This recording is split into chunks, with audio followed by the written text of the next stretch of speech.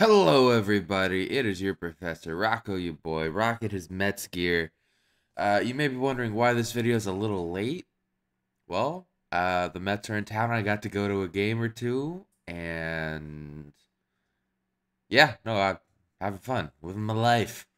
But now we're back here as your professor to talk to you about this Age of Sigmar video, because we're here with another one of those. This 101 class will be discussing the differences between deep striking with summoning, answering some questions that beginner players generally have about the differences between the two. And we talk about like a weird wording outlier thing that's just a little. It really shouldn't be a thing, but it is. And I just want to help newer players with this and clear up this question. All right, so first things first, let's go Mets. All right. Second thing second, it's all about the Mets, baby. Third thing third, in Age of Sigmar, when we say we're putting units in reserve, it's units from our starting army. Then we generally have some kind of a rule where they can either, like for each unit that's on the table, we can put one off to the side and said it'll come in later in the game.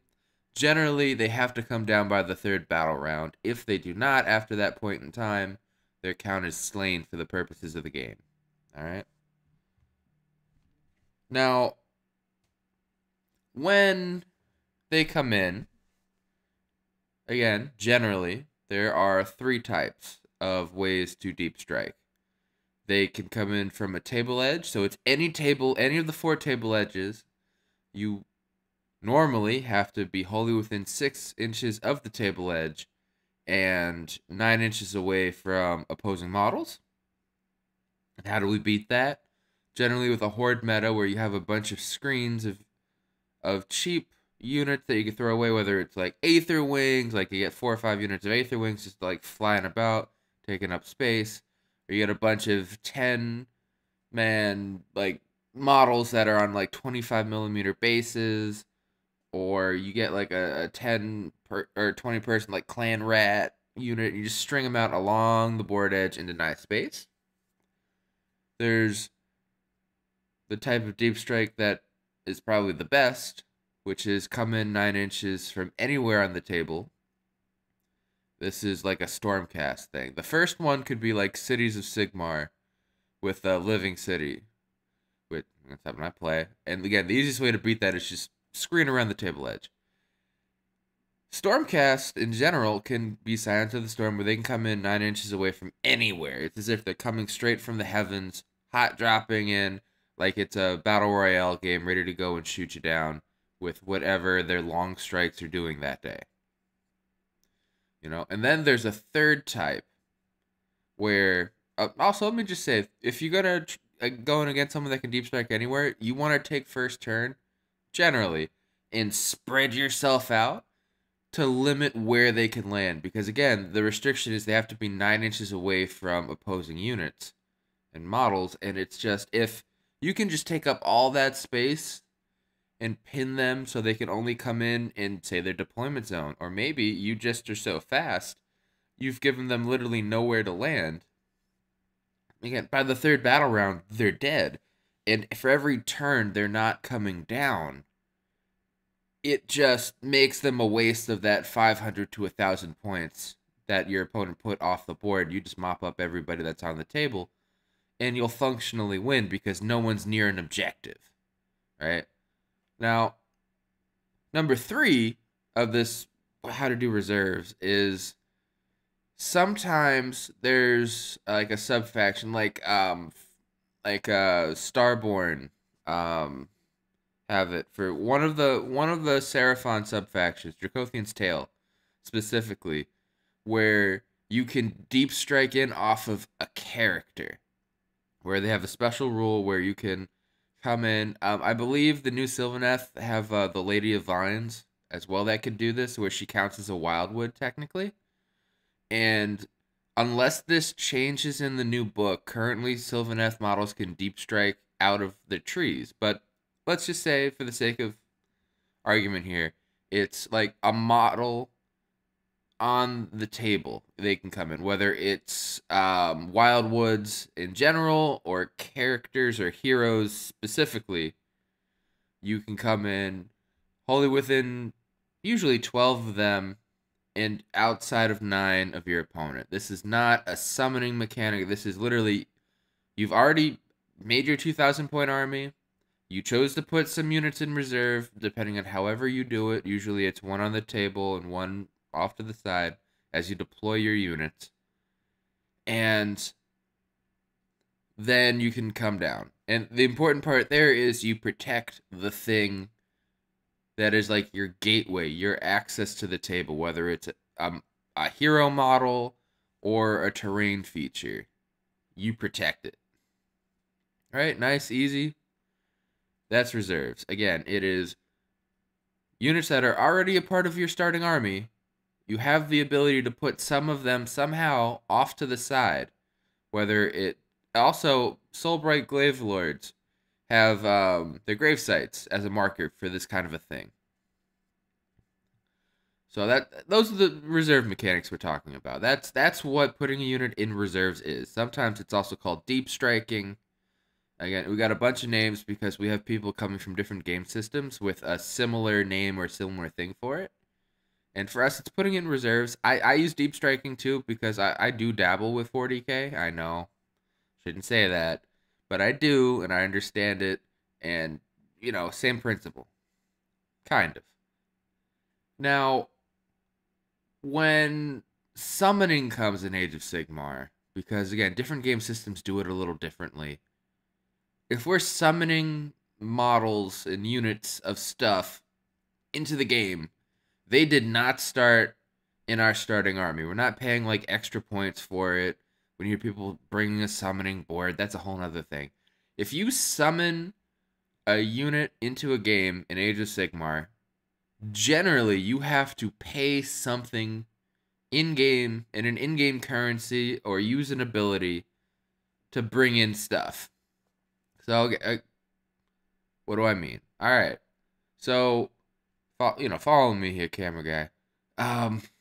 When it comes to the Chaos armies, generally, the Chaos Demon armies, the God-specific armies, where you either, like, let's take Khorne, for example. Everybody knows someone with a Khorne army because everyone loves yelling, blood for the blood god, skulls for the skull throne. Right? Now, throughout the game, their mechanic currently as it sits is they get a summoning point, a blood tithe point, for each unit they kill or each unit of theirs that is killed, because Khorne cares not from where the blood flows, only that it flows. I know, I've played against so many Khorne people. I know all the sayings. Oh, I'm an Order fanboy. But, and then they can, as part of the blood tithe, choose to do two things with it. One is do an ability, but that's not what this video is about.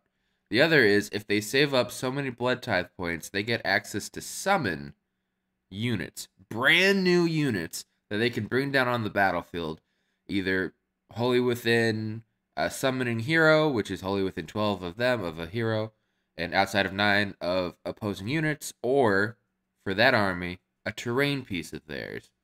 They have like a shrine that lets them, or a blood altar that lets them reroll prayers for their priests. It's a really cool terrain piece.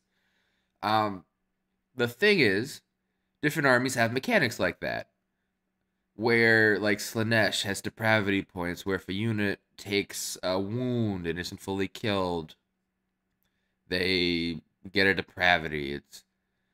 It's different ways that, like, Beast of Chaos has primordial call points where they're actually sacrificing wounds of their army, either off of a hero, like they're stabbing themselves, or straight up killing friendly models. Usually you see like Ungor Raiders used for this to generate points to summon in brand new units. And again, there's two general ways that this comes about. Either you can bring them in from a table edge, like Beast of Chaos can, or you bring them in from a friendly model of yours, whether that's a terrain piece or a hero. And again, these are brand new units. You save up these points. Sometimes you get other abilities along with generating these points. But when it comes to summoning stuff, it is a brand new unit. It does get your army's allegiance abilities. There are, if you summon a spellcaster or a wizard of some sort or a priest, you do get to select whatever lore it knows, whether it's a wizard and it gets a spell lore, or a priest and it gets a prayer lore. You can give it a prayer or a spell, for the appropriate type of whatever caster it is. They do not get artifacts unless there's some special rule somewhere in some book that Games Workshop might come up with at some point in time saying that, but generally you don't. Excuse me. That's just the cheese in me thinking about combinations that could be broken because of that. But again, you don't, because they just showed up on the battlefield. Because they're brand new stuff. Artifacts are picked before the game starts. And again, brand new unit. I'm emphasizing that because some people think that you had to pay points to put stuff in reserve. Not the case. Not the case. Summoning in reserves are different things. And probably most importantly is that sometimes you'll see the discussion in the community of whether an army is busted or not is how easily they can summon new stuff to refill their losses.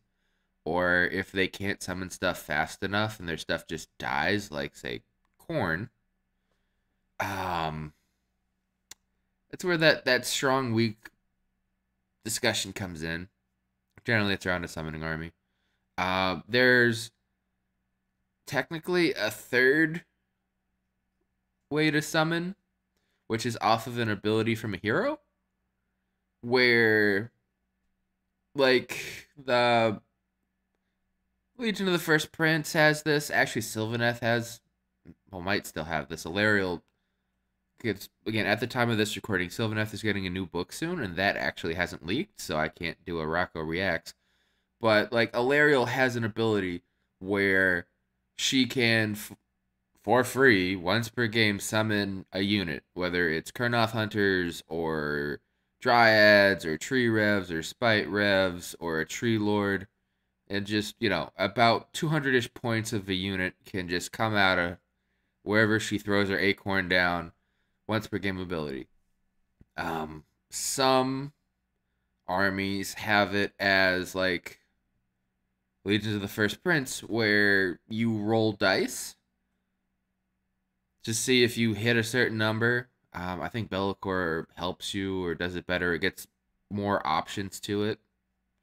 I don't know. He does something with it where I know he can summon Furies, where the other greater demons, if you roll, can only summon their type of demon. Like if it's a Bloodthirster doing this roll and you hit, I think it's like a 10 on 3 dice, you get that unit of Bloodletters. Or if it's a big flappy chicken from Tzeentch, you get a bunch of horrors of Tzeentch. And again, it's not necessarily you're paying points or you're spending an in-game currency to generate them. It's just an ability where it has a chance of happening. Or in Alariel's current case, can just happen. Let's see.